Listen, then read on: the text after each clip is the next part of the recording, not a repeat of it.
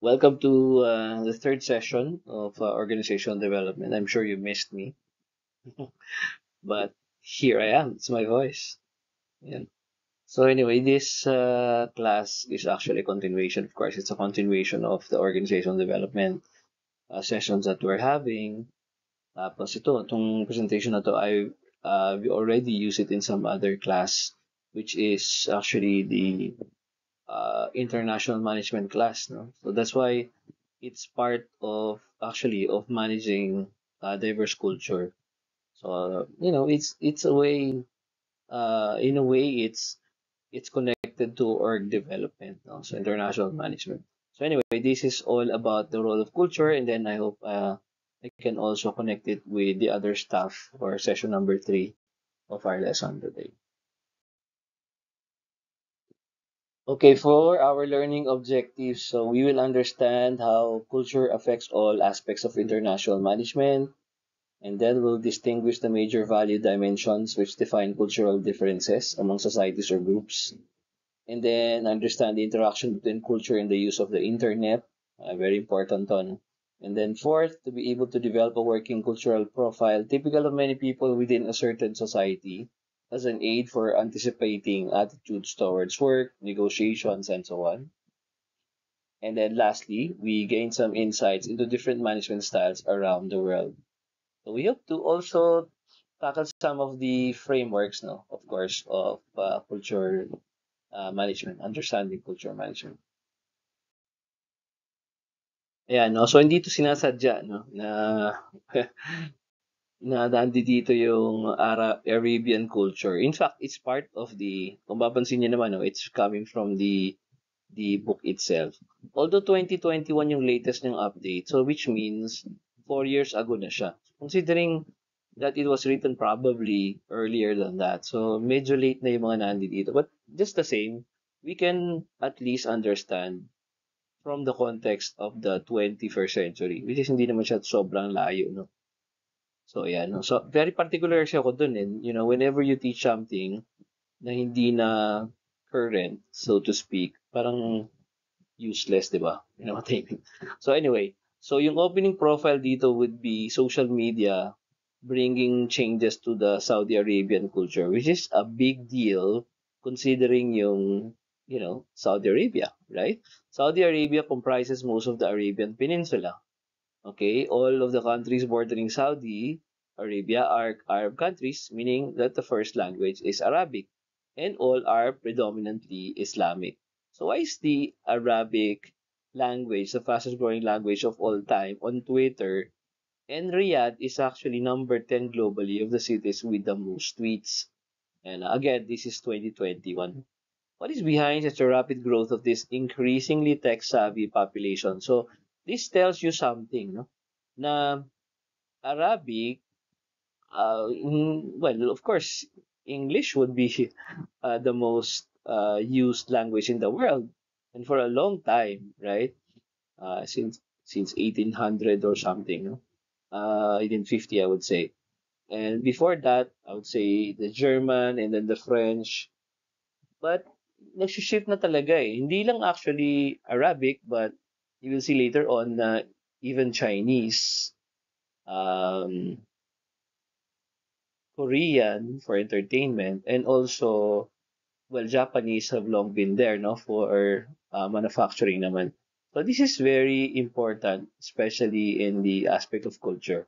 And for most of our students who are in this, di ba, who are in this region, no, particularly UAE, no, Bahrain, Qatar, Kuwait, di ba, Oman, Yemen, di ba, all of these places are where our OFWs are, and you will see that yung culture ay talagang it's shifting below our feet. Something is changing, you know?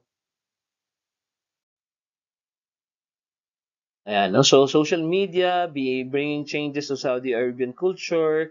Yung Twitter represents an avenue of escape from the lack of social freedom and legal restrictions on freedom of assembly or association, especially for women. Of course, when this was written, this was a time when hindi pa nga pwede mag-drive yung mga women ngayon, pwede na, di ba? So talagang ang dami na nagbago, no?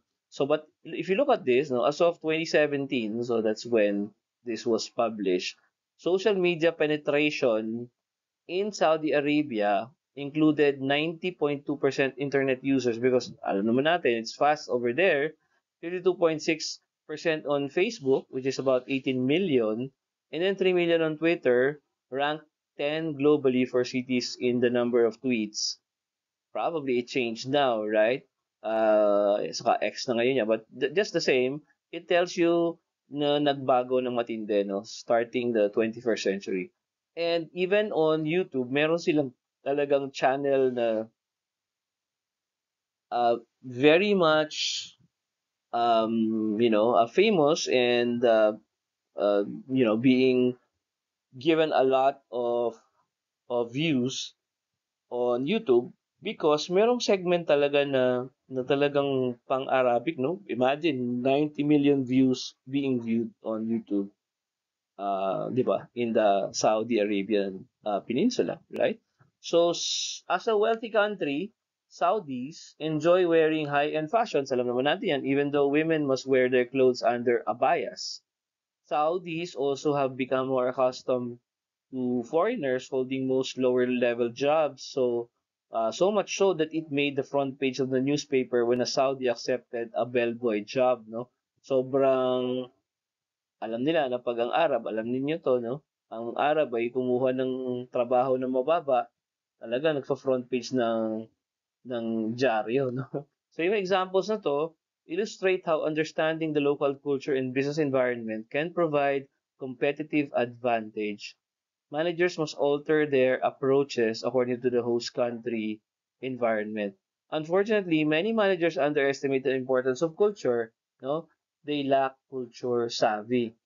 So, for example, in Saudi alone, alam naman natin, 70% of Saudis are under 30 and of course their own smartphones. So, relatively young population.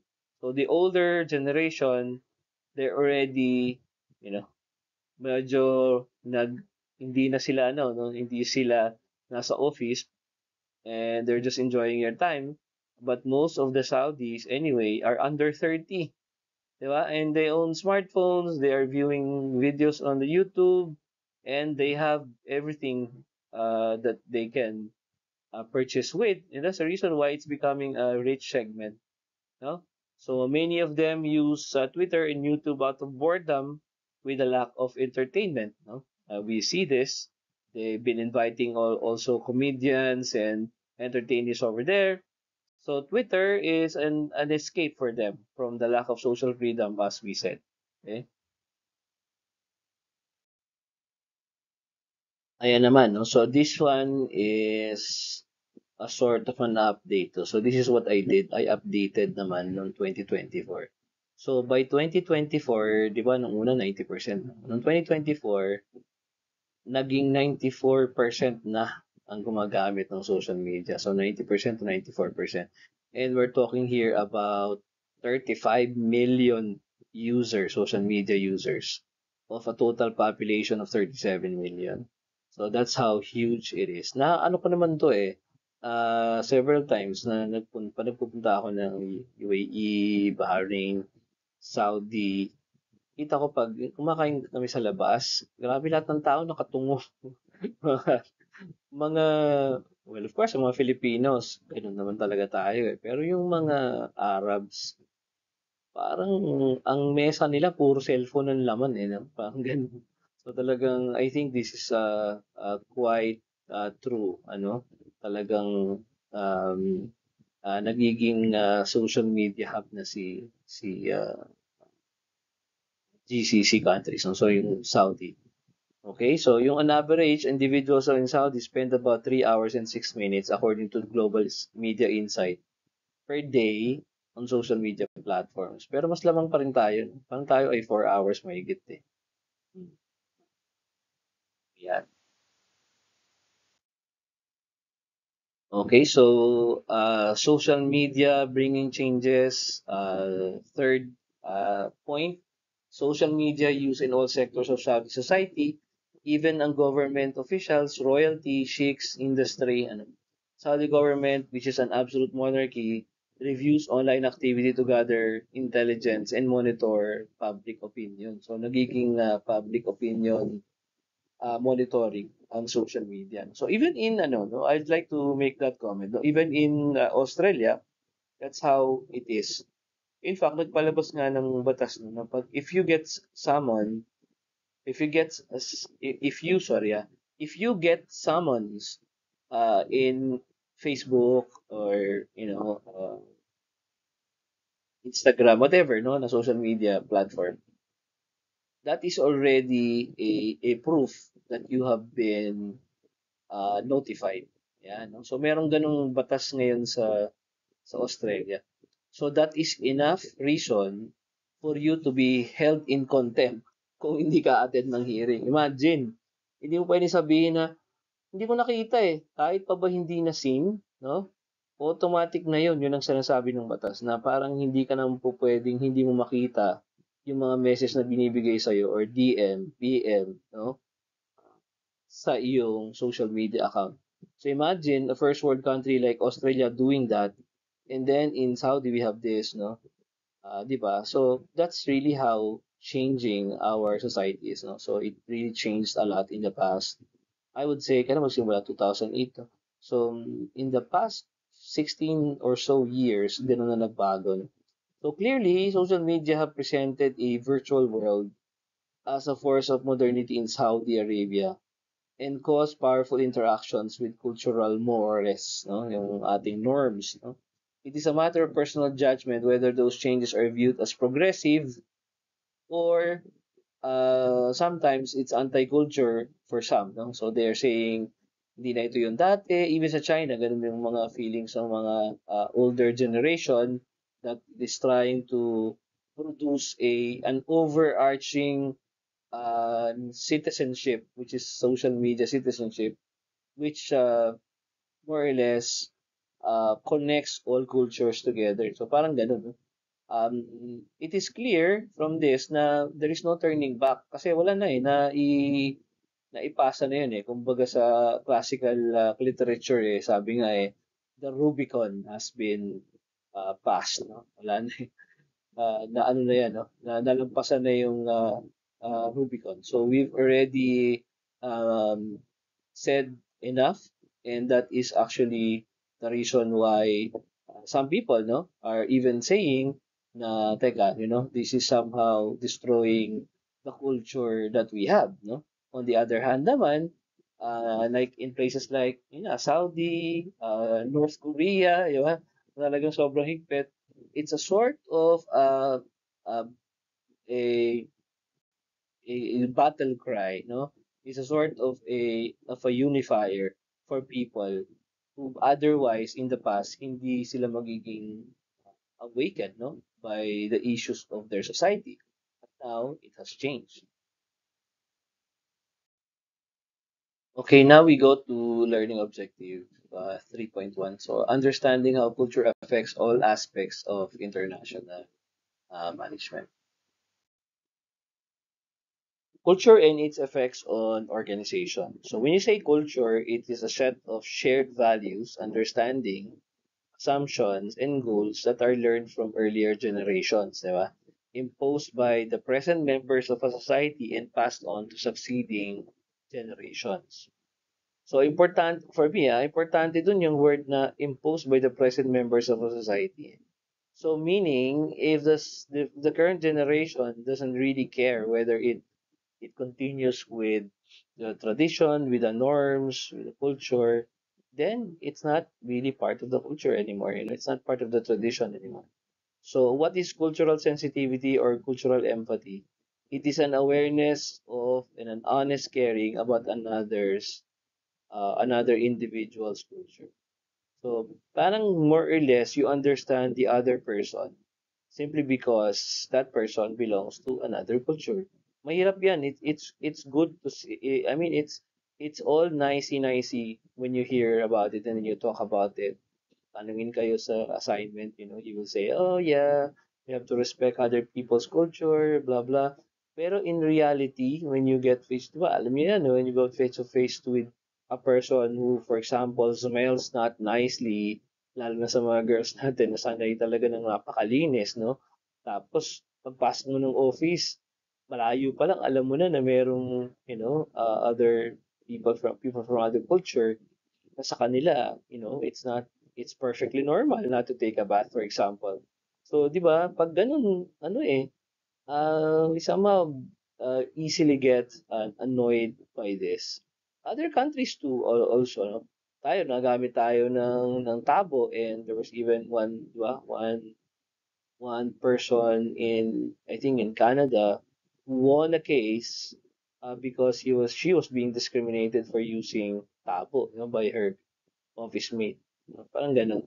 And she won the case, no? Lalo na, di ba, alam mo, marami ng Filipino sa Canada. Yeah, that's how important culture is and respect for culture.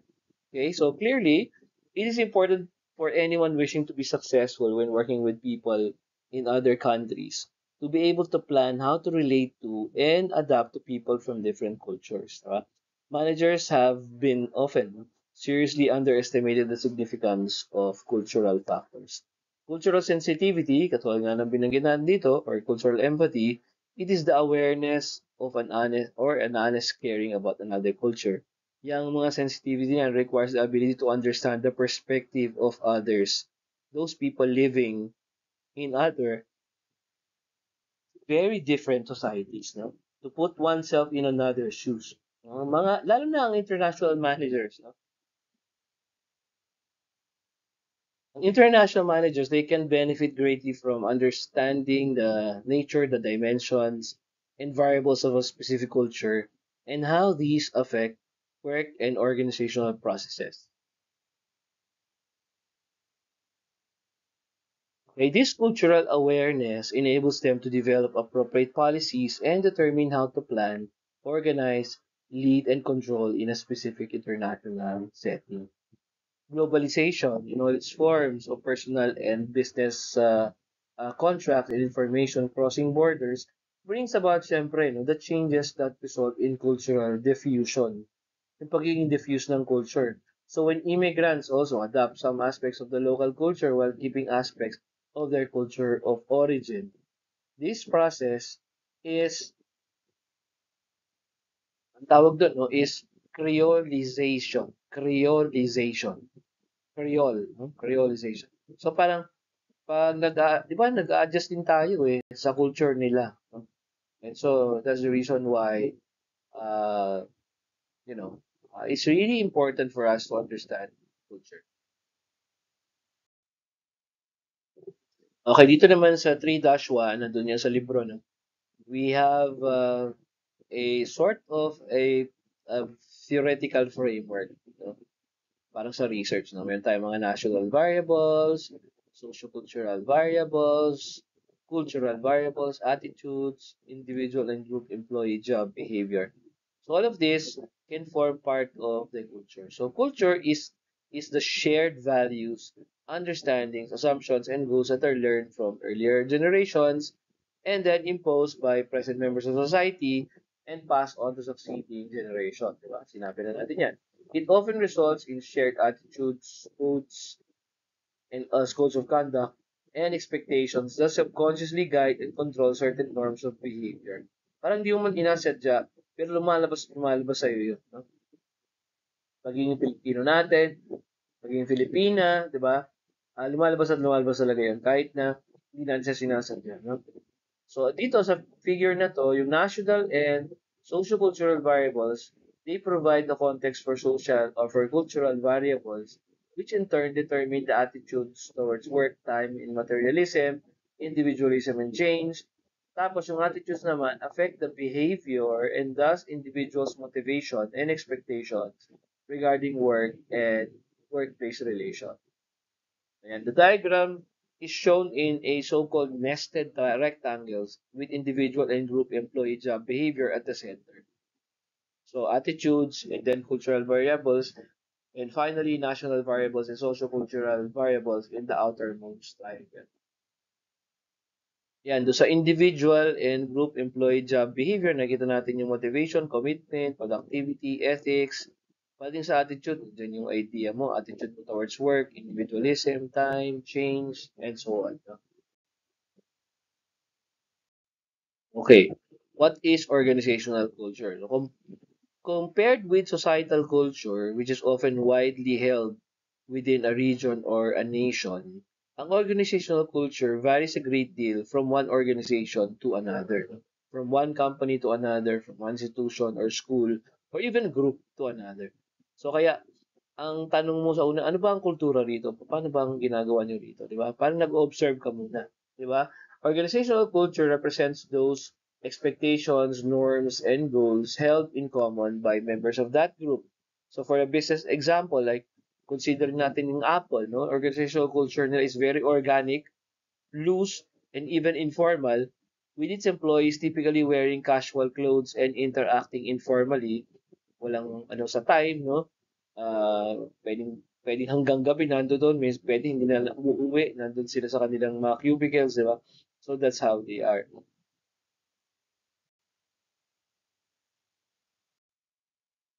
Okay, ito naman yung effect of culture on organizational process, Exhibit 3.2 or 3-2. The extent of to which culture affects organizational processes is a subject of debate. Some say that convergence, so nagko-converge, nagko-focus, is leading management styles to becoming more similar to one another due to the issues such as industrialization and worldwide coordination. Ito yung sinasabi ko sa inyo, na parang nagkakaroon siya ng parang overarching social citizenship, di ba? Ito, this one is a condensed version of the information in Exhibit 3-2 sa libro and suggests ways that differences between the US and other cultures might influence organizational functions. So, halimbawa, in the US, individual influences the future. Ganun yung idea sa culture. Dito nga parang naka-focus, naka-ano to sa ano Hofstede culture. Hofstede. Yan. Ang US, more of ganun individualistic. No? Ang alternative, which is more the Eastern, parang hindi, kahit anong gawin mo, life is preordained. Ang Chinese, as something of that sort. Although, mas ano na rin sila, individualistic, no? Talagang kayod. Ang parang fatalistic ang Filipino, Malaysians, Singaporean, di ba? Halos tayo, medyo fatalistic tayo. Hindi tayo masyadong nag-go. Mas importante sa atin yung group. Say in a way, life is somehow preordained. So, ang affected doon would be planning. So, pagka magpa-plan ng todo, kung wala, preordained naman yan, lalo sa India, no? May mga caste system, di ba? Na yung mga nasa babang culture, wala talagang dun ka eh. This is your karma for at least this lifetime. So, wala nang meaning yung magplano ka pa. Dahil hanggang dun ka lang talaga. Parang ganun yung idea nila, di ba? Second, the environment is changeable kasi nga, ang individual is the one influencing. So, ang alternative naman dyan, no, it's the people adjusting to the environment. Di ba? So, more or less, dito naman, mas gusto ako, sa akin, nagugustuhan ko yung people adjusting to the environment. In a way, dyan naman maganda like ang Japanese culture, for example, they can adjust to any environment. Samantalang, ang the US culture, for example, if they see na hindi nila ma-change yung environment, they just leave. Di ba? So, madaling mawala yung kanilang positivism, optimism about things kasi nga gusto nila na-adjust nila lahat. Eh, paano kung hindi nga mag-ano? So, you have to really be the one to adjust, right? Yan. Hard work leads to success. Yan, no? Sa alternative no, wisdom and luck are also needed. Yan, no? Lalo na yung it's not what you know, but who you know. Di ba? Mga Chinese culture yan, na binigay sa atin, no? Through the years. And then, employment can be ended. Yan sa US, no? Sa alternative, which is, nasa theories ito, in William Uichi, employment is for a lifetime. Yung Japanese culture talaga ganun. They like to hire you for life. No? Sobra nga na pag nawala yung tatay, no? Or nag-retire siya, ang gusto niya ipalit niya yung anak niya. Kasi simula na naman from the ranks, etc. Ganun. So, talagang yung family, the culture is like very organic, very familial. Kaya ang tagal ding ma-promote yun. Yan ang mga kakaibahan nun eh. So yan, ang promotions and recruitment. Ang pagre-recruit, di ba, kung tutusin, mas madali sa alternative. Kasi yung kilala mo nga eh, whoever you know, whoever you know, yun yung ipapasok mo, di ba? Promotion, ang hirap ma-promote. Kasi nga, masamang pakinggan to, pero hihintayin mo munang may mawala sa taas eh, bago ka ma-promote. Ganun. Ganun yung idea ng mga theories eh. Okay? Ano yung culture's effects on management? Yun nga, ang sinasabi natin dito, no? Yung convergence, self-reference criterion, parochialism, ayan ha, parochialism, yan, ang dami sa atin yan, lalo sa Filipino culture. Saka yung ethnocentrism. No? Yung self-reference criterion is the unconscious reference to a reference point of one's own cultural values.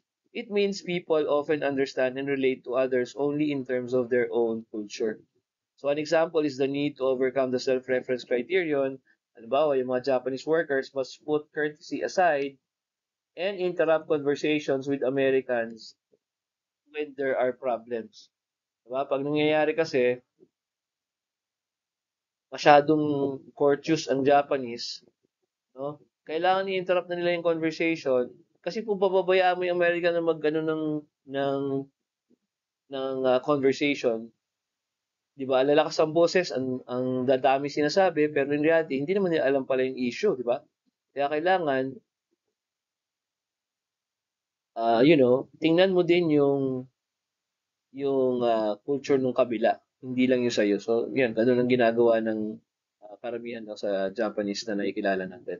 Parochialism naman, sabi nga dito, occurs when a Frenchman expects those from or in other country to automatically fall into the patterns of behavior common in France, no? Or sinasabi nga natin Rome, when in Rome, you do what the Romans do, no? Parang gano'n. No? Parochialism, of course, when a person expect those from other culture to automatically fall into the patterns of his culture. Parang ganun din, parang self-reference criterion din in a way, pero more of the criterion of the society, di ba? Kaya nga, alam mo sa France, example dito France eh. Sa France, pag ikaw ay lumakad on the street, and then you greet them in English, like, good morning, do you speak English? They will not talk to you. But if you talk to them uh, in French and just tell them na, pardon, non si, ano ba ang word? Non parlo Italiano, hindi, Italian pala yan. Whatever, no? Como sa va? Ganyan, no? Parang ibig sabihin, nag-e-effort ka, yun, tutulungan ka nila. Kasi marunong naman siyempre sila mag-English. So, kasi nga, ganun yung idea nila. If you're in France, you have to adjust to us. Parang gano'n, no? Parochialism. Ang ethnocentrism naman describes the attitude of those who operate from the assumption that their ways of doing things are best under all conditions. Yan, P&G, yan, no? Procter and Gamble demonstrated ethnocentrism when they ran a popular European ad for Kame soap in Japan. Anong nangyari doon, yung ad depicted a man walking in on his wife in the bath. The commercial backfired in Japan, no? Because the Japanese viewed the man's behavior as bad manners. No? Parang kumbaga, sa inyo okay yan, no? Pero dito sa Japan, no, no yan, hindi pwede yan. That is pambabastos yan, hindi pa pwede yan. So nag-backfire. Ayan ha. So yun ang problema. Ayan, no? Subculture, saka stereotyping, yan, mga ano yan, no? Mga nangyayari. Managers should recognize that generalization, siyempre may mga generalizations in cultural profiles, parang cultural profiling lang yon.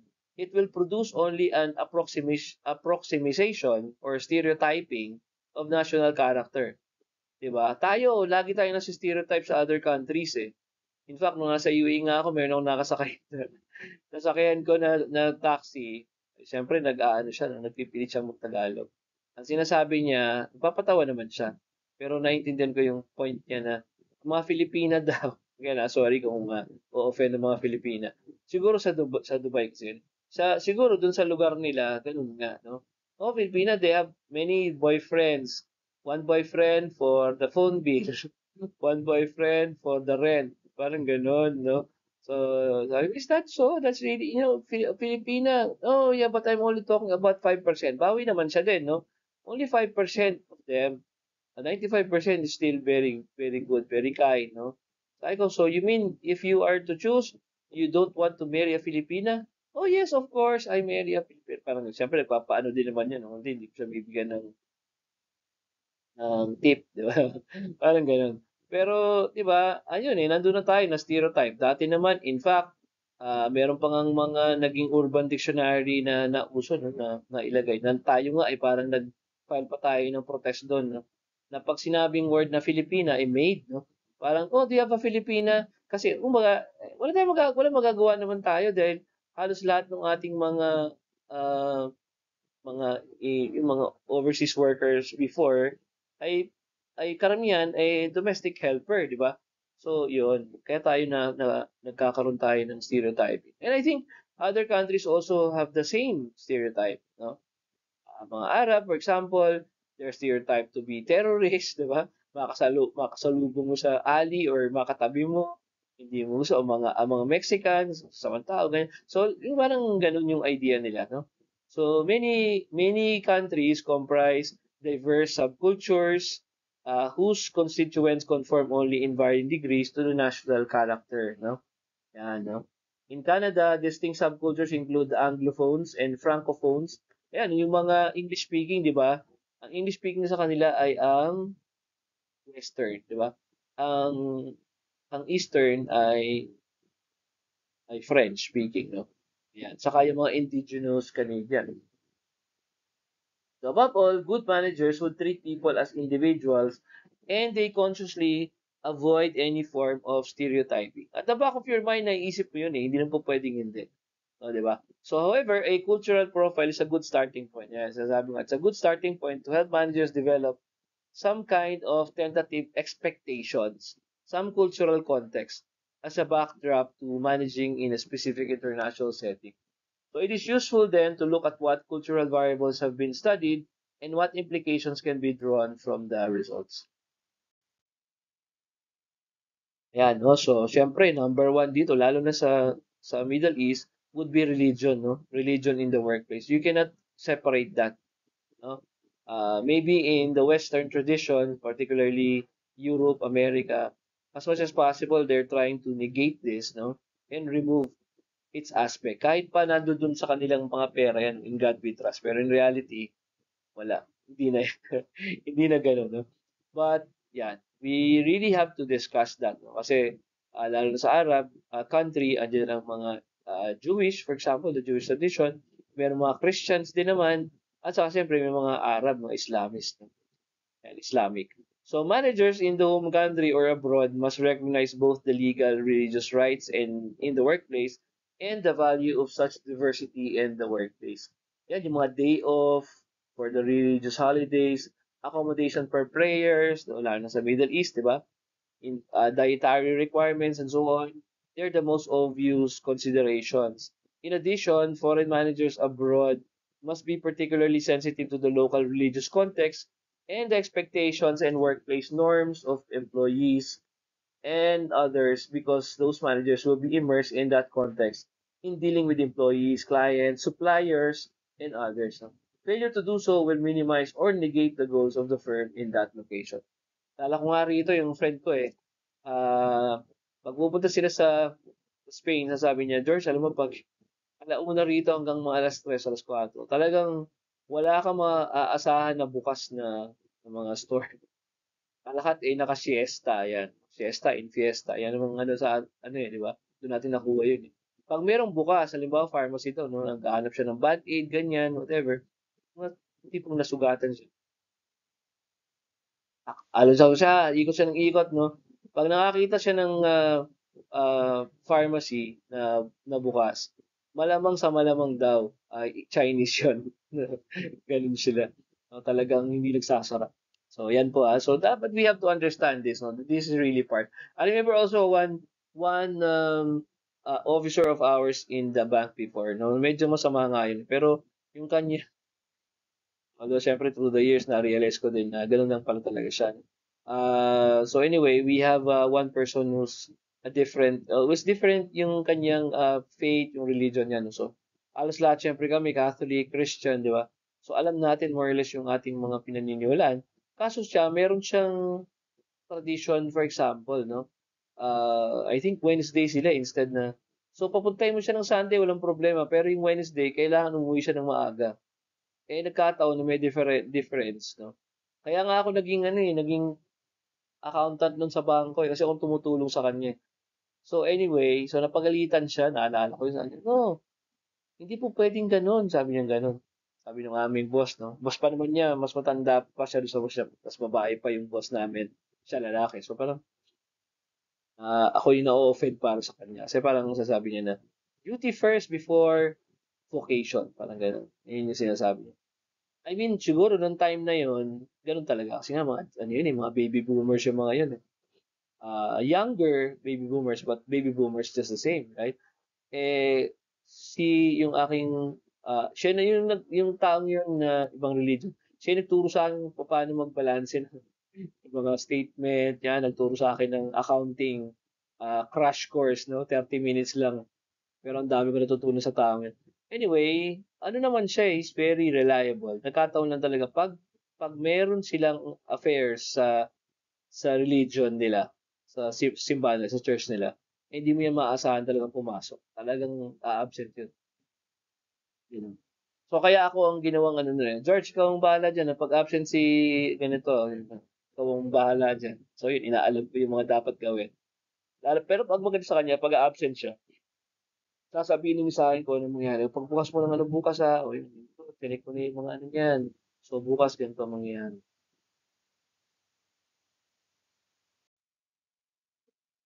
Okay, now we go to the second objective, to be able to distinguish the major value dimensions which define cultural differences among societies and groups. So ito na yun, no? So values determine, yung central figure dito, values, no? Values determine how individuals probably will act in given circumstances. They're communicated via the 8 subsystems na nandito, no? Just describe and are passed down through generations. So first is contingency management. Uh, Dapat it requires managers to adapt to the local environment and people and to adjust their management styles accordingly. So yan yung tatawag natin na contingency management. Value dimensions and resulting cultural profiles, they provide only an approximation of national character. There may be variations in national culture, yung mga subcultures na tinawag natin, they may exist as well. So for example, Americans tend to think of the Chinese as culturally homogeneous. Ako rin, yun ang iniisip ko eh. Hanggang sa na-realize ko yung mga students ko pala, my students are located all over China. So they themselves are saying, no, professor, northern people, they're like this. They're more of, even yung kanilang pagka-chinky daw ng eyes na iba. So tayo mga Filipino, mas align tayo sa southern Chinese. Southeastern Chinese. Halos mga kamag-anak natin yung mga nandun. Pero yung mga medyo hindi natin mga gets, yung mga Kung Fu people, yan, mga nasa northern, northern saka northwestern, yan. Yung mga hindi natin magets. Mas linya yan sa mga Korean and Japanese yan. Yung central, yun yung mga boss nila eh. Like ang Beijing, di ba? North Central. When you say China man, yun yun eh. So, ibig sabihin, sa sobrang daming provinces sa China, wala silang homogeneous na ano, marami silang ethnic groups within China, no? And they have their own customs, they have their own dialects. I thought nga, before, pag nagsasalita ako, for example, pag nagsasalita ako ng, oh, 我会说普通话. For example, when I speak like a Chinese, so some of them would laugh and say, Professor, why are you saying 普通话? We don't say 普通话 anymore. We say Mandarin, no? Kaya, no? Kaya, basta may sinasabi siyang iba na hindi na talaga ganun yung pagkakasalita. You're very, very North man Chinese, no? Para daw Beijing.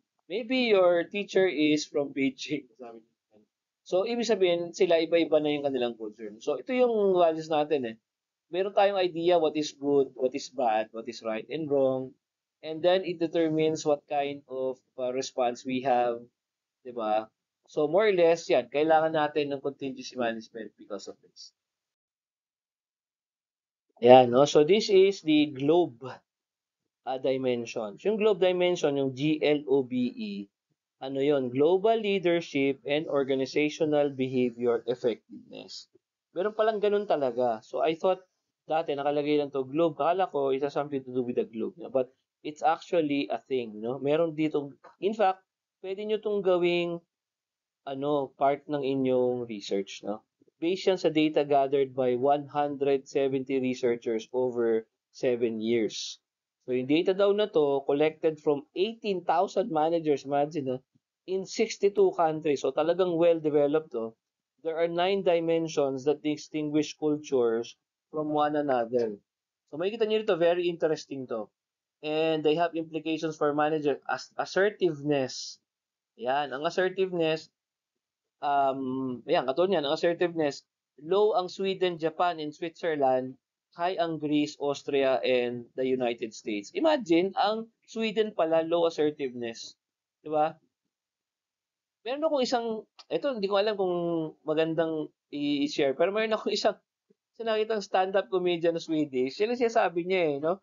Sabi niya, we're not like Americans. When you see us, we look like the same but we're different. So sila daw talagang pag nakita mo daw sila araw-araw nagtatrabaho sila. Pag gabi makikita mo sila nandun sila sa office tas ang kanilang ang kanilang hangout ay ang bar, no? Ang mga Americans.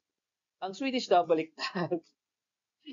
Pag nakita ko daw ng tanghaling tapat merong umiinom sa bar, palamang daw Swedish daw yun.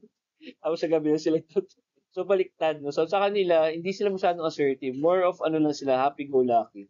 Well, maybe that's the reason, no? Na iba-iba talaga. Tayo, I would say, low assertiveness ang Pilipino, no? Kung meron man, assertiveness tayo, quality, siguro nasa gitna ng konti. Ayan, isa pa is the performance orientation. Performance orientation, look at the thing that's here. Low ang Venezuela, Argentina, Italy. So more of yung mga Spanish speaking countries, no? Italy, although di talaga siya exclusive, hindi siya Spanish, no? Venezuela kasi natutusi Portuguese and Argentina, Portuguese. But yung language nila, the Latin language, no? Galing sa Latin, Italy, Italian, di ba? Latin din language na yan. Argentina, galing sa Portuguese, na halos pareho din yung pinanggalingan. Di ba? Parang performance orientation na low.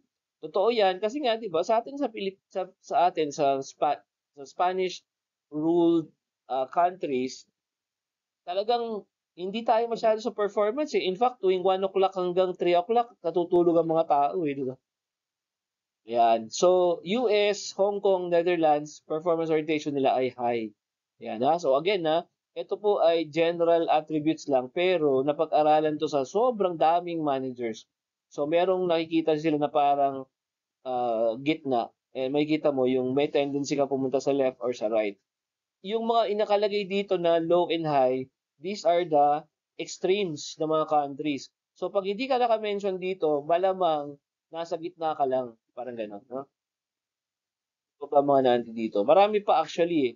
Future orientation, performance orientation, humane orientation, gender differentiation, uncertainty avoidance, nasa Hofstede din yun, power distance, andun din, institutional collectivism versus individualism, in-group collectivism. Yan. Only for our discuss in this text kasi masyadong mahaba na, no? It might overlap din sa Hofstede I mentioned na pag-uusapan din, no? Yung assertiveness concerns how much people are expected to be tough. Yan. Confrontational, competitive. Yan. Versus modest and tender.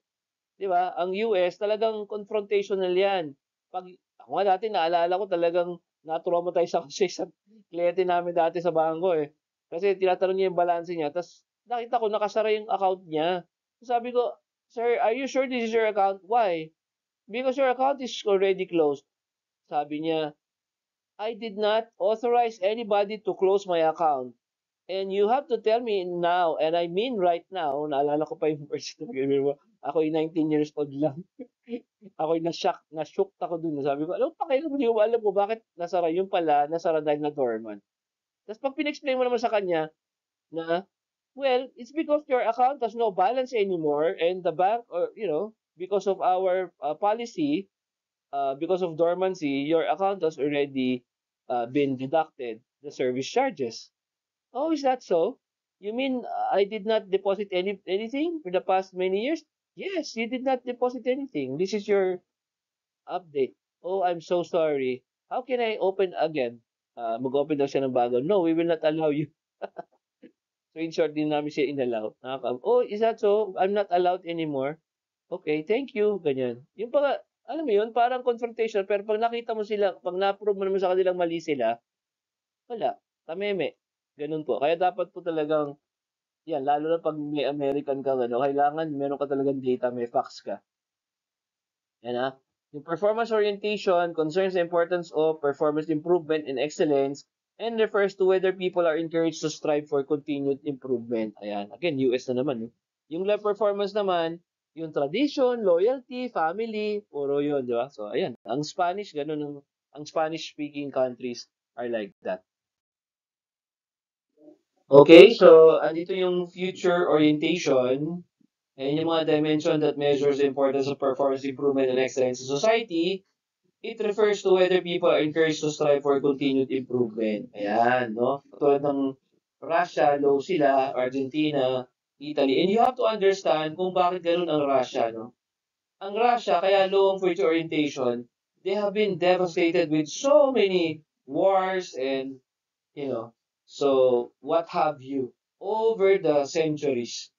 Ever since Land of the Rus, ang tawag yan, Land of the Rus, ang Russia. You know? And associated yan with the Vikings, no? Nung pinuntahan sila. Eh, napakahirap talaga, no? Nung kanilang naging buhay. Kaya siguro, wala silang masyadong yung long-term idea. Ang alam lang nila, lahat ng nangyayari ay pansamantala lang. No? So, hindi sila yung continued improvement. So, whatever happens, whatever is happening right now, that's it. Yung humane orientation naman, yan, nandito ang Philippines, di ba? Malaysia, Ireland, Philippines, high sa humane orientation. It measures the extent to which a society encourages and rewards people for being fair, altruistic, generous, caring, and kind. And that is the reason why talagang merong mga bagay na talagang no-no sa culture ng Philippines. Diba? To the point naman, ang negative naman nun, kung saan tayo nagiging judgmental. Parang holier than thou culture. Yung tipong, hindi ka pwedeng magkamali. Ano ka? Santo ka ba? Parang ganun. Na halos lahat ng bagay na ginagawa mo, wala dapat mali. So, pag ikaw ay merong pagkakamali, talagang i-ostracize ka ng nation. No? Ganun. Ganun yung nangyayari in this case. Parang, ang tingin nila dapat, ano ka, fair, altruistic, generous. Totoo naman yun, no? Pero merong backfire yan on the negative side. Okay, itong Globe Research also indicates the existence of geographic clusters. Ito yung sinasabi ko kanina, no? Na meron tayong geographic clusters of countries that are so-called culturally similar. Ayan, no? Meron palang 10 clusters na nakita. Yung Globe Research suggests companies may find it easier to expand into similar cultures than those that are dramatically different. Yung kakaibang-kaiba. So, yan, no? Halimbawa, katulad ng Anglo, Australia, Canada, New Zealand, diba? Ireland, South Africa, US. Yan ang magkakapareho. Anglo. No? Yan ha. Tapos Latin America, ito sinasabi sa inyo kanina. No? Argentina, Bolivia, Brazil, Colombia, Costa Rica, Ecuador, El Salvador, Guatemala, Mexico, Venezuela. Yan ang mga Latin America. Latin Europe, France, Israel, Italy, Portugal, Spain, Switzerland. Kasi French-speaking ang Switzerland, no? Eastern Europe. Ayan, Eastern Europe. Mga communist country. Ayan, nagiging ano, no? Nilagyan ko siya ng parang nagiging judgmental doon, no? Kasi Eastern Europe, yung mga Albania, Georgia, Greece, Hungary, Kazakhstan, Poland, Russia, Slovenia, di ba? Yan ang mga ano dyan, Croatia, yan ang mga magkakahawig. Germanic Europe, yan, mga German tradition, no? Austria, Germany, o Netherlands, yung side din ng Switzerland, German speaking naman. Kasi di ba, meron siyang side na French, meron siyang side na German speaking. Nordic Europe, ito yung mga tinatawag natin ng mga Vikings, no? Denmark, Finland, Sweden. Yan. And then Sub-Saharan Africa, Because of their relative poverty, no, compared to the others. Nigeria, Zambia, Malawi, South Africa, meron namang side na. Ang South Africa mayaman, no? Namibia, Zimbabwe, Arab, Egypt, Kuwait, Morocco, Qatar, and Turkey. Southern Asia, tayo yan. India is kasama. Indonesia, Iran, Philippines, Malaysia, and Thailand. And then we have the Confucian Asia. Confucian, no? Confucius. China, Hong Kong, Japan, Singapore, Taiwan, and North Korea. Yan. Yan po yung mga magkakahawig na culture. Okay, ito naman yung Hofstede value dimension. I will not go through this but in detail. Pero ito si Hofstede's research. Ito yung conducted prior to the Globe project. At ito based ito sa, hindi kayo maniniwala, 116,000 people in 50 countries. Yan All of the research nga lang ay conducted in a single firm. Joke lang. IBM yung firm na yon. Yun ang problema doon, no? Pero pwede mo siyang i-interpret with caution kasi nga ito ginawa talaga ni IBM to in order to understand yung difference ng kanyang mga tao all over the world. Ayan First is power distance. Ito yung sabi sa'yo, power distance, mataas yung tingin nila sa yung mga may power sa kanila. So, ito yung mga tipong mga tao na hindi masyadong tumitingin pag masyadong mataas ang respect nila, no? Sa mataas ang authority, 'di ba? Yung mga low naman, okay lang 'yan, mga first name basis kahit boss nila, papasukin mo sa hi John, how are you? Did you approve my leave already? Okay, can I get it? Is this the loop? Oh, how's your vacation, by the way? Is that so? When are we going to talk about my pay increase? Ganyan, yung mga usapan ng mga low power distance. Ang mga high power distance, meron pa ngang isang book si Malcolm Gladwell na ginawa na yung case ng parang isang airplane na alam doon sa may black box alam nung mga mga tao, nung mga subordinates na mali yung ginawa nung kanilang boss, nung kanilang chief na Pero wala silang magawa, hindi nila masabi na, Sir, if we continue like this, we will crash. No one said anything. And true enough, yung flight na yun crashed. And everybody died.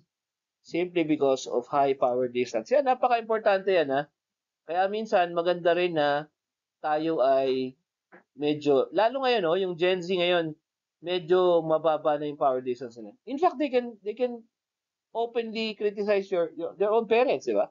Ganun. Dati hindi natin nagagawa 'yon, no? Ayan, dito Malaysia, ano yung Arab countries, Mexico, India, yan. Yan ang mga high ang power distance. Amazingly, ang Japan nga nasa gitna-gitna pa, guys. Nakakapagtaka. Pero ang Pilipinas sigurado high yan. I think ang ating nagawa na ako ng analysis to dati. Although mataas talaga ang Nigeria, mataas sila diyan, no? Malalakas ang boses nila pero mataas ang kanilang respect. Oo, lalo pag may matanda sa paligid nila, talagang they will really, just keep quiet and, tell the let's listen to the elder of the community, parang gano'n. Sa Amerika walang gano'n. Oo, palakasan ng boses kung sino yung pinakamalakas ng boses. Ayan, Austria, no? Ayan, mga ano yan mga talagang high pitch yung mga yan, no? Mga German. Okay, so yung susunod naman, uncertainty avoidance. Ito yung extent to which people are threatened by ambiguous situation. Yung kaya nga ina-avoid nila yung uncertainty. So yung high uncertainty avoidance cultures, very uncomfortable sila pag ambiguous, no? Kaya meron silang stricter laws. Okay? So katulad ng Greece, Japan, di ba? Hindi mo pwedeng kailangan i-follow yung procedure. France, Korea, ganyan, no? In business, managers tend to make low risk decision. Yung low katulad dito Singapore, no? Low ang uncertainty avoidance in Singapore. Ito yung mas comfortable sila sa ambiguity. Company activities are less formal and structured. Managers take more risk and employees have more job mobility. Diba? Imagine ang Singapore. I think Ang Singapore kaya naging ganun is because of their history, no? It would be long story if we will talk about that. But ako, I suggest you look at the video. Merong ano yan eh, um, na ginawang um, parang series. Hindi naman series, no? Short ano lang eh, narrative, no? About Lee Kuan Yew and his importance, no? Sa parang documentary na maikli lang about Singapore. And you will understand there kung bakit low ang uncertainty avoidance ng Singapore. They are always on shifting sands, so to speak. Diba? Okay, next is individualism naman and collectivism. Ito, madaling maintindihan to. Yung individualism, may yung tendency ng people to look after themselves and their immediate families muna and to neglect the needs of society. So dito, parang mas individualistic ka nga at mas gusto mo. Basta wala kang pake sa hindi mo pami. Yan ang idea dito. Parang Pilipino, more or less, ganito, di ba? Pero saan natin nakuha yun? Samantalang, ang Korean, Singaporean, collectivism eh. Chinese collectivism yan eh. Hindi individualism. Ang collectivism, meron kang tight social framework. Hindi pwedeng gawin yan. Di ba? Parang gano'n. Eto hindi, di ba? Pag popilahin mo ang Pinoy, nag-uunahan. Pero ang Japanese, kahit na sinalanta na ng kung ano-anong natural calamity, pila at pila yan. Hindi mo yan mapapaano na. Kasi meron silang belief na pag sinira mo yung pila or something, mas malalong magiging mahirap makabawi yung nation. So, mas importante sa kanila. Hindi ko maintindihan ng Pilipino kung bakit eh. Ang Spanish, nandoon sa gitna. Japan, nandoon. Ang nandun sa high individualism ay US, ibig sabihin sa konting panahon na nilagi ng US dito, naging tayong highly individualistic. Parang amazing, di ba? Ayun. So, pero totoo yun. Ganun ang Pilipino, more or less. Mas high pa tayo sa individualism, which is like, para tayong Western in an Eastern country. You know, parang, which is amazingly peculiar. Okay, masculinity versus femininity. Ito, sa tingin nyo, saan ang Pilipinas dito? Masculine ba tayo o feminine? Nga pala, akala ko live ako eh. Hinihintay ko kayo sumagot eh. Joke lang. Ang masculine, ano yan? Yung taas yung masculine, yung assertive, materialistic, di ba? Yun. Ang feminine naman, yung mga like relationship, quality of life, less work-family conflict, less job stress, more women at high-level jobs. Ayun. Tayo ay mas feminine kesa masculine ang Philippines. Ang Japan, tinan mo, mas high ang lalaki. Yun, no? Ang mga kasama natin dyan, no? Denmark, Sweden, yun, no? Portugal, Korea, high masculinity, femininity. Next is long-term versus short-term orientation. Ayan, ang pinakamataas dito ay Chinese, no? Kaya dito yung mga high Confucian dynamism, sila yung culture na mas mataas yung long-term orientation. Alam niyo kung bakit? Pinag-aralan ko to eh. Kung bakit sila mataas. Kasi naniniwala sila, kaya long-term sila, naniniwala sila, kaya sila communal. Ano, Japan nandiyan, Hong Kong nandiyan. Mas naniniwala sila hindi sa individualistic. In fact, ang China nga eh, kung titignan mo yung kanyang mga emperor, ang emperor nila, kinukonsider nila na talagang given to them by the gods. Kaya kung ikaw pinanganak sa time na mababa ang tanim, ang output ng tanim mababa, okay lang sa kanila 'yon. Kasi nga alam nila na babalik at babalik sila, merong law of karma, babalik sila pa rin dito sa age na ganito, di ba? Merong rebirth, so they can come back and they don't care. Kasi long term nga yung approach nila. So you are talking about ginagawa ko to para sa aking mga apo, ganyan. So I think mayroon ako isang estudyante na Chinese na pag kinukuwento niya kung paano daw nag-sacrifice yung old generation, his father, sinasabi niya, Alex ang pangalan. Sinasabi niya na, the older generation were really knee-deep in the mud just to rebuild what we have now. So we owe it to them. So lagi nila sinasabi yun. In fact, hindi lang siya yung narinig kong nagsabi nun eh. Maraming mga Chinese na talagang long-term orientation and they know that what they have become now is a result of what happened before. Even nga yung nangyayari ngayon sa West Philippine Sea is a result of what and how they were treated before by the Western powers. Kaya hindi mo talaga sila mawawala sa kanila yung ganun eh. I'm not saying correct sila doon. Lahat naman may mali at may tama. Pero yun ang dahilan kung ba't nakakarating sila sa ganung pag-iisip. Hindi sila yung nandiyan for a short term, gera, tas sino manalo, hindi. They're there for the long term. The reason why they are there is to protect their long term view, yung kanilang goals. Yan na. So, ganun din tayo, para tayong US, mas short term ang Pilipinas. In fact, hindi tayo makatingin past the next day or the next month. Parang day to day lang ang ginagawa nating orientation. Diba? Kaya laging quick back ang Pilipino eh. Gusto natin manalo sa lot, gusto natin mataas ka agad ang sweldo, di ba? Pag binaka ng mataas, alis na tayo, lipat tayo dyan. Maganda doon. Hindi tayo iniisip na ganito pala, ganito pala.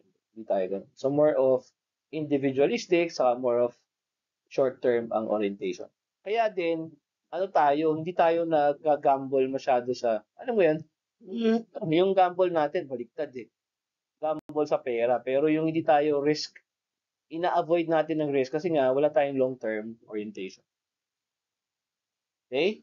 Next is the Trompenar research. Isa naman to. So, Globe yung kanina, tapos Hofstede.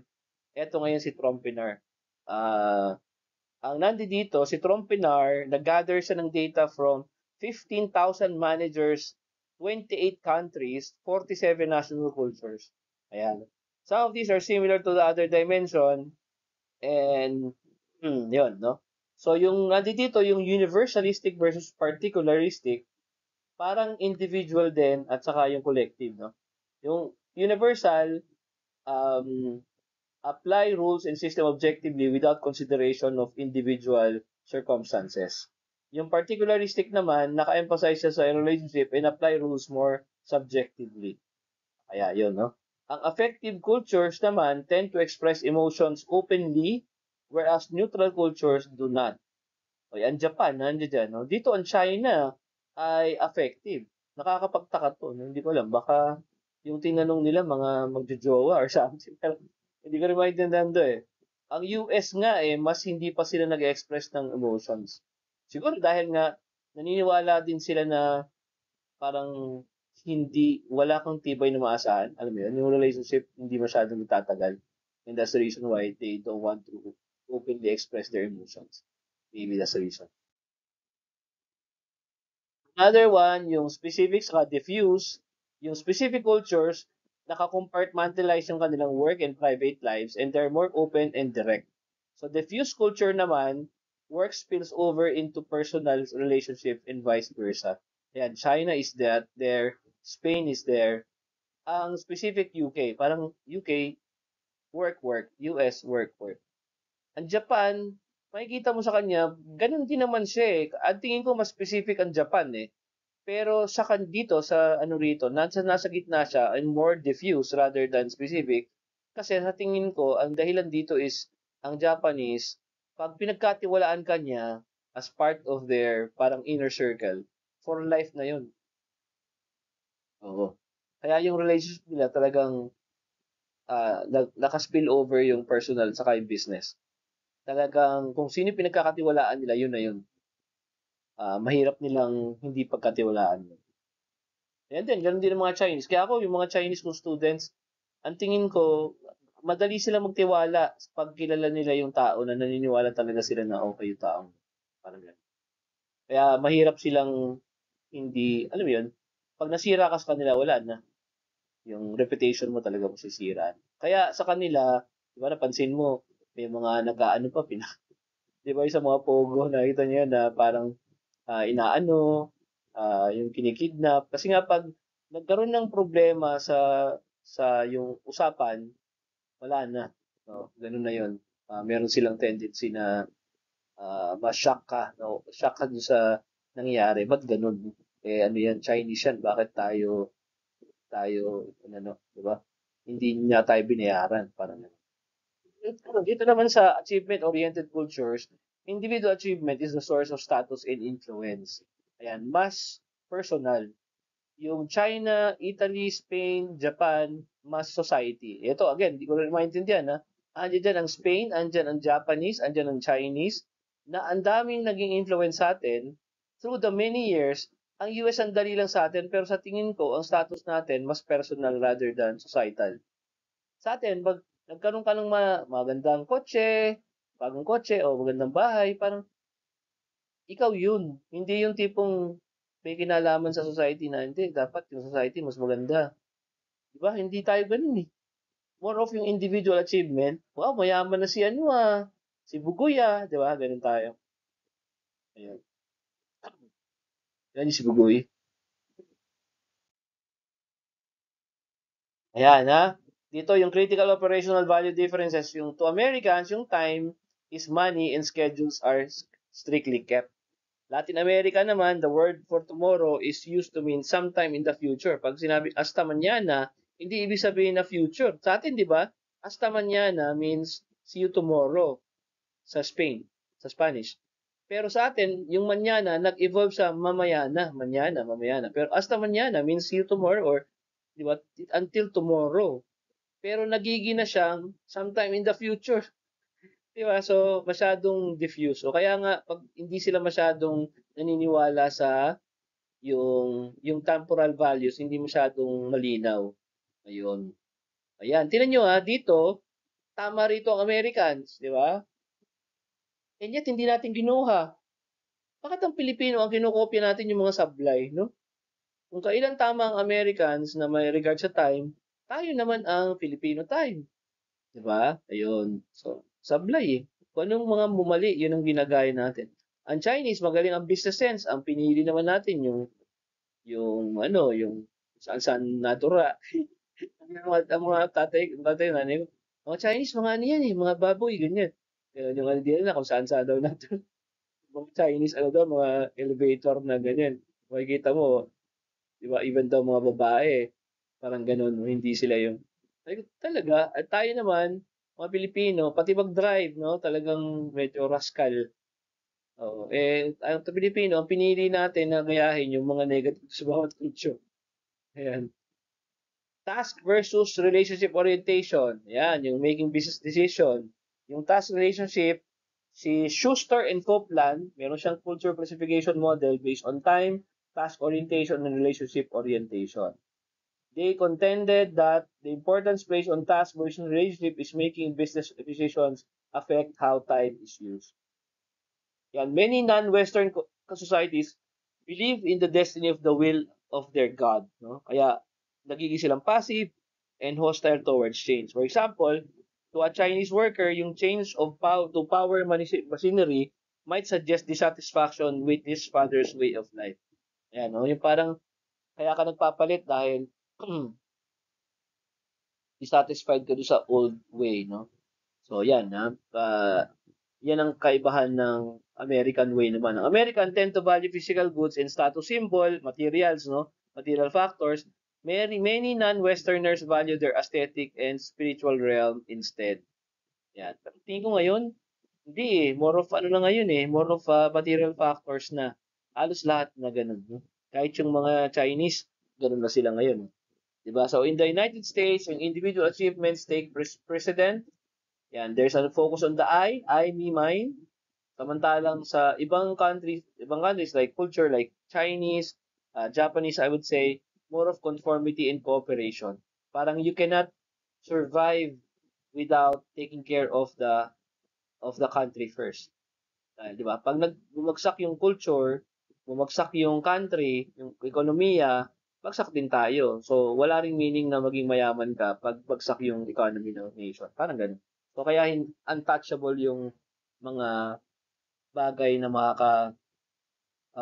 makakasira ng economy. Okay, 3.3, understand the interaction between culture and the use of internet.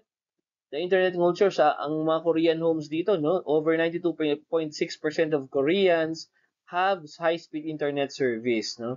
With over 4.2 billion internet users as of 2018. Ngayon, nasa 5, 6 billion na. Is an increasing use of the internet in society which seems to affect the social variables of the such as associations, education, economy, politics. No? 2000 to 2018, English internet user growth increased by 649% to 1.055 billion users. Chinese internet use growth increased 2,390% over the same period of time.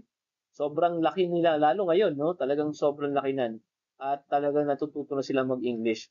Tapos, 804 million users. I think ngayon, nasa lampas na ng 1 billion yan. Spanish internet users experienced a 1,758% increase, while Arabic internet users increased by 8,616%. So, ibig sabihin, napakalaki talaga.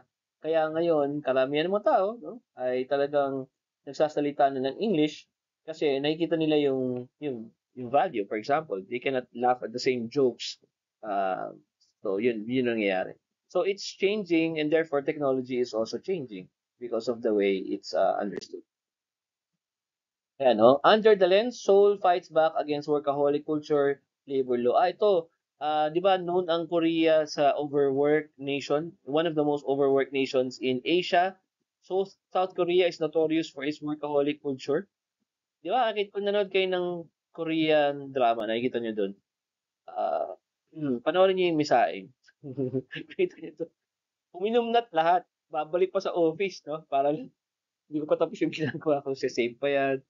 Babackup pa niya yung mga gawa niya. Tapos tatrabaho pa yan. Doon matutulog. Doon maliligaw. Matutulog. Dinabukasan. Doon na naman siya. Yung weekly work hours niya ay, there was a time, no, na 68 hours siya. Ganun siya katindi. Pero, yung tinatawag na workable, portmanteau of work and life balance, it became a buzzword in South Korea. Kaya ang laki din ng kanilang suicide rate. Oh, yan. Kaya ngayon nagkaroon ng cap sa working hours in South Korea. Okay? A cultural revolution is changing in India. Isa pa rin yan, no? Open plan office at a time. Office light modernization. So, yung cultural revolution in changing India, yung business day used to be a formal affair with late starts and early finishes for senior staff. Pero si Gaurav Chopra set up the India Lens, is Delhi-based financial services in a company. He was determined to import some of the relatively informal work culture he had encountered during the 8 years he spent in UK. So nawala yung mga office cubicles and in came open plan seating arrangement. Nawala yung mga communicating with bosses only via their assistants. So naging face-to-face na yung meeting. So naging silang parang westernized. So, no matter how hard that he tried to encourage colleagues to adopt a more relaxed Western style of working, marami pa rin habits na nahihirapan siyang palitan. Pero I think ngayon, hindi na ganun, no? So, more or less, nangyari na to, no? All over the world. Nagiging na rin, I think we tend to adopt the culture that's working best for all nations. Even sa BPO, ganun na nangyayari. No? Because maraming mga Americans, no, na nasa BPO na mga boss. So, hindi na dala din nila yung culture na ganun. No? Kaya yung mga BPO people, when they go to other places, nahihirapan sila mag-adjust kasi balik na naman doon sa traditional type. Okay, learning objective 3.4, to be able to develop a working cultural profile typical of many people within a certain society as an aid to anticipating attitudes toward work, negotiations, and so on. Yeah, no? Though profiles have their limitations, managers can use them to anticipate differences in the level of motivation, communication, ethics, loyalty, and individual and group productivity. Yan ay may be encountered in a given culture. So this comparative management in focus section illustrates how to synthesize information from Hofstede and others to gain a sense of character of a society. Yan, makikita natin sa susunod nating slide. Yan ha. So ito yung focus 1 of 2. Japan, di ba? We, peace and harmony. Sa Germany man, preference for rules and order, privacy. Wa pala, wa. Yung wa is embedded in the value of an indulgent love. Mutual confidence, faith, and honor necessary for business relationship. Ganun yung Japanese, di ba? Merong mix of authoritarian and humanism in the workplace. Ang Germany naman, wala silang pakialam doon. Ang gusto nila, efficiency. Pag late ka, galit, di ba? Dislike for inefficiency. Japan, emphasis on participative management, consensus, duty. Ang Germany naman, assertive pero hindi aggressive. Assertive. Ang Japan, open expression and conflict is discouraged. Talagang very respectful. Ang Germany naman, organizations are centralized but they still favor consensus decision making. Okay, Latin America naman, they are typically being oriented with a primary focus on relationships and enjoying life in the present as compared with the doing oriented ng German, no? Mostly Western culture. For Latin Americans, work lives and private lives are much more closely integrated than those of Westerners. So they emphasize enjoying life and have a more relaxed attitude towards work. Because of that, Westerners often stereotype them as lazy rather than realizing that it is simply a different attitude towards the work at the role of work in life. Ayun sinasabi ko na parang akala nila, well, ganun nga eh, tingin natin sa mga Latin America, di ba? Ang Spanish, yan ang natutunan sa Spanish, fiesta and siesta. No? So, sa kanila, importante yung work-life balance. So, marami silang pahinga. Manyana, di ba? Yun ang nakuha natin, di ba? They tend to be also fatalistic. Meron silang feelings na yung events will be determined by God, no? Bahala ang Diyos, parang gano'n. So 3.5, to gain some insight into different management styles around the world. So we have here doing business in Brazil. Ano yung Brazil? Ang problem sa Brazil is that napakadami nilang issue against yung mga external mga businesses, no? Yung mga mga foreign dominated investment. So everyone naman, kung tutusin, totoo naman to, no? Language is one of the strongest elements in Brazil's unity. Nearly 100% of the population speaks Portuguese. So the only exceptions are some members of the Amerindian groups and pockets of immigrants, primarily from Japan and South Korea, who have not yet learned Portuguese. No? So ayan ang importante dito yung individual relationship. They take time when negotiating. Yung business nila hierarchical, meetings are required, but they avoid confrontations. No, they dress well and conservatively. Tapos meron din silang mga business cards na in-exchange. Ang concern nga lang dito talagang they tend to protect their own. Yun. Kaya nga ng 1980s medyo nahirapan din ang Brazil kasi ay ng 90s kasi nga they want to protect their own and therefore they drove away investments. O yan, kailangan daw parang Japanese din, no? Meron kang English version, meron kang Portuguese version no, on the opposite side para mas maintindihan nila. Kasi nga language is very important doon. Doing management style, Saudi Arabia, ayan, no? Tribal and family loyalty, paternal sociability, di ba? Paternal yung culture nila, nepotism, ayan, no? Close and warm friendship, people-oriented sila, theory Y, management, you know? Tapos Islam and Arabic language, syempre, sensitivity to Islamic virtues, access to employees and peers, honor and shame, they conflict avoidance and positive reinforcement, right and left brain facility, yan, polychronic use of time, and action-oriented, tapos male domination kasi nga Islamic, no? Yung Islam talaga permeates the Saudi life. Allah is always present, controls everything, and is frequently referred to in conversation. Laging nababanggit, natural, no? Part ng culture nila yan. Employees may spend more than 2 hours a day on prayer as part of their life pattern, not ini-intertwine yung religion with politics and social life. So, ang mga outsiders, they must realize that establishing a trusting relationship and respect for Arab social norms has to precede any attempts of business discussion. Totoo yan, no? Pumunta ako sa Indonesia yun, no? Kausap ko yung HR.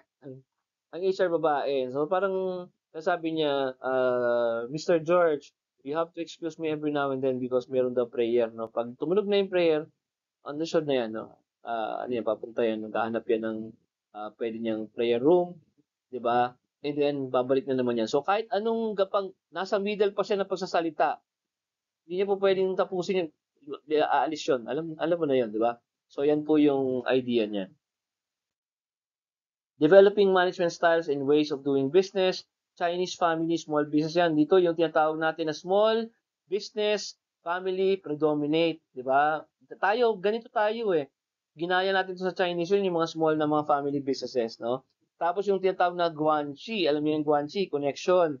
Yung mga network of relationship that the Chinese cultivate na nagbibigay ng favor, nagbibigay ng gift, yan, to provide obligation to reciprocate favor.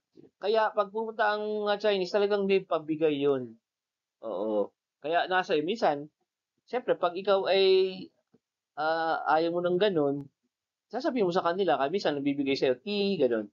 Pero pag okay lang sa'yo yun, hindi tumanggap ka ng tumanggap kung gusto mo.